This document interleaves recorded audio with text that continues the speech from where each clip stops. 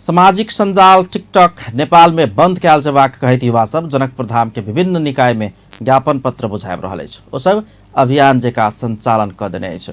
TikTok समाज में अश्लीलता बढ़ौने कहैत युवा सब एहि के बंद कर संघर्ष समिति गठन क दबाव देव शुरू केने अछि।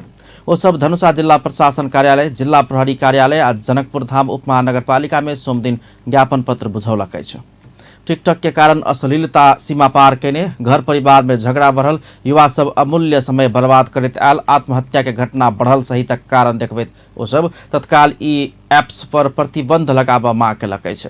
किछ युवा युवती सब अपन परिवार, समाज, धर्म, संस्कृति के समेत परवाह नहीं कऽ विकृति फैलाबऽ जेका गतिविधि सब टिकटॉक में केने युवा सब के जिक्र अछि।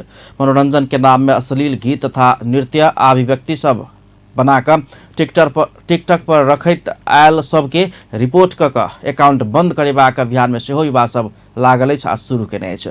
सोम दिन समिति के संयोजक सुमन चौधरी, संजय शाह सहितक युवा सब ज्ञापन पत्र बुझौलक अछि। टिकटॉक चीनिया ऐप अछि।